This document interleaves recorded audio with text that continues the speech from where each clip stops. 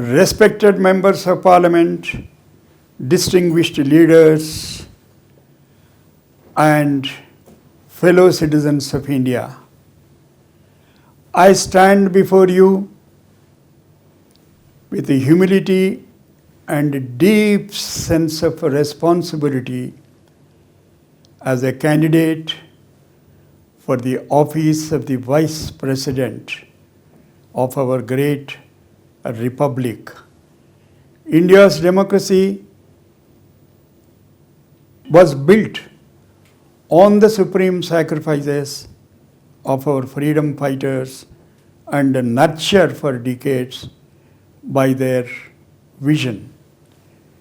Today, as that democratic space shrinks and citizens' rights come under strain, it's our duty to defend the soul of our democratic republic.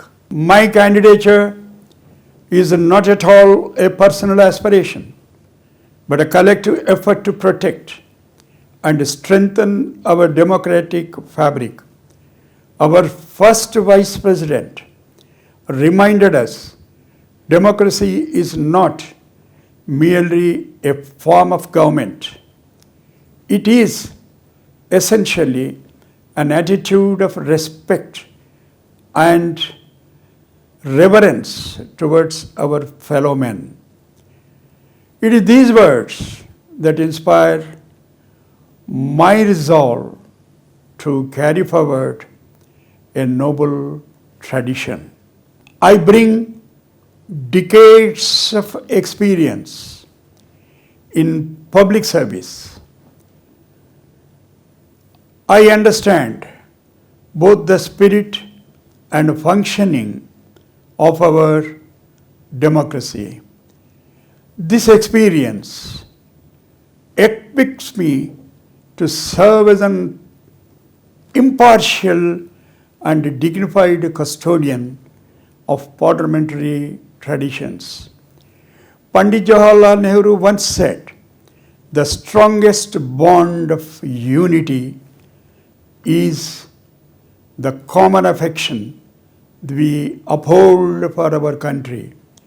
This bond has guided me in every stage of my journey and continues to motivate me to serve as an impartial custodian of our democracy.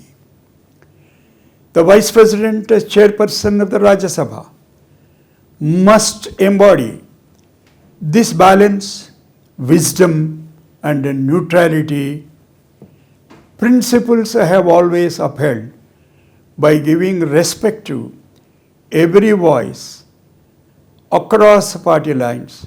If elected, I will strive to make the Rajya Sabha a true forum of reasoned debate and constructive dialogue, allowing the example set by our first Vice President, Dr. Sarvepalli Radhakrishnan. I pledge to ensure that it remains a chamber of thoughtful deliberation in the national interest instead of avoidable discord. Democracy thrives on cooperation, not confrontation, and my strength lies in listening, mediating, and building consensus. In my vision, the Rajya Sabha must be a chamber where national interests are upheld above partisan concerns. As Baba Saheb said, quote, "Democracy is essentially a mode of associate living, of conjoint communicated experience," unquote. And I take inspiration from this vision that democracy must be shared, collective journey. I have witnessed firsthand the challenges India faces: economic reforms, social justice, climate change, and ensuring opportunities for our youth.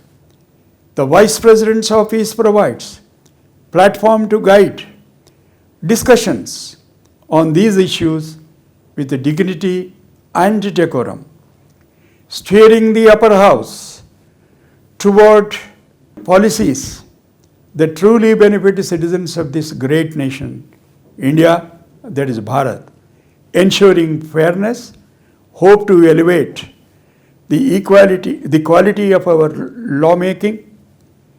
Panditji, in his historic Tryst with Destiny speech, envisioned a nation where freedom and opportunity would reach every Indian.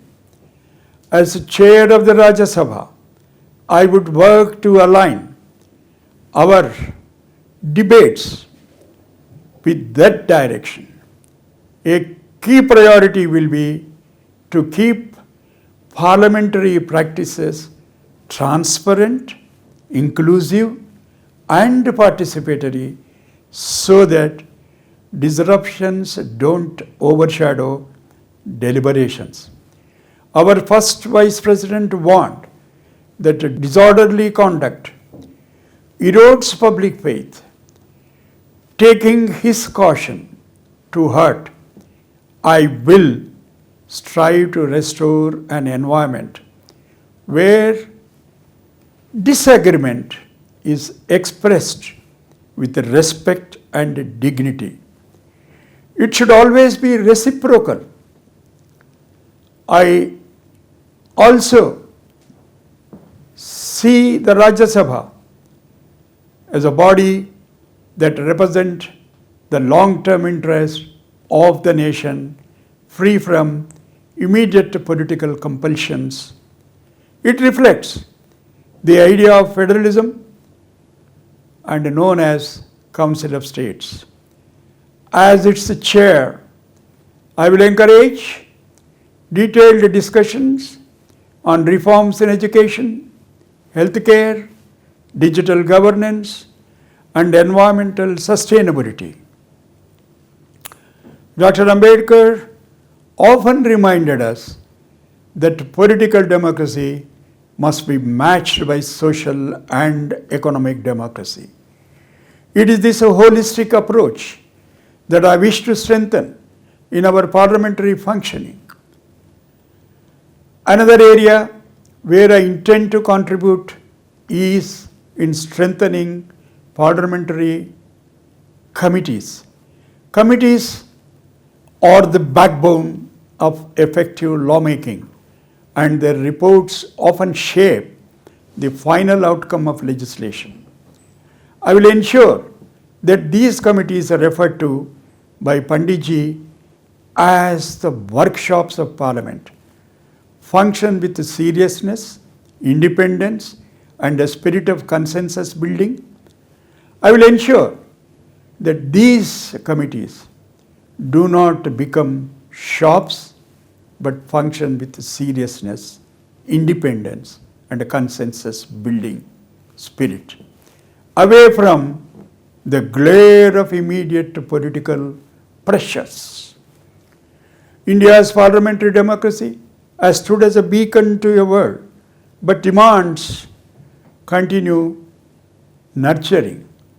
I will strive to preserve its sanctity by upholding constitutional conventions and morality, ensuring neutrality in proceedings, and protecting the dignity of every member of the House, irrespective of their party affiliations. My role will be to guard the sanctity of the proceedings and not just interpret the rules of procedure. After all, democracy means dialogue, discussion, and dissent. Baba Saheb's warning during the Constant Assembly debates rings true. Democracy in India is only a top dressing on an Indian soil which is essentially undemocratic, unquote. This especially resonates after our experience with the regime that has favored a few at the cost of crores of citizens of India, Dalits, tribes, backward communities, women, minorities, youth, who are increasingly being pushed to the margins. It's our duty to prove that democracy in India lives not just in emblematic institutions, but in spirit.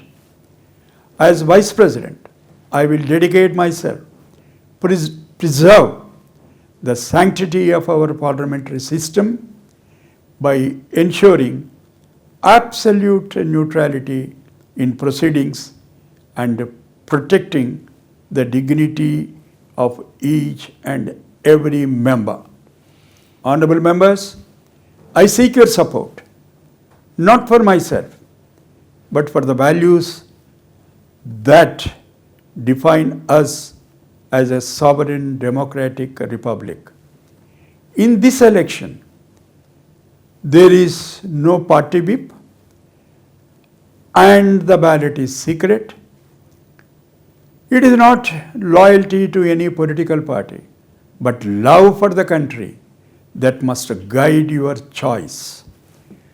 Each one of you carry the moral responsibility to preserve the conscience, the soul of our beloved nation.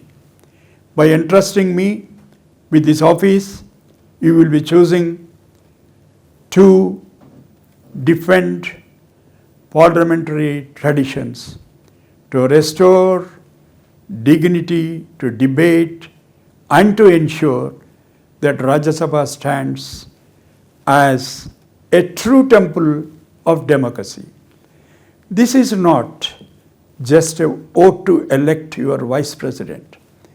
It's a vote for the spirit of India itself. Together, let us strengthen our republic and create a legacy that future generations will be proud to inherit. Now it is over to the people of India.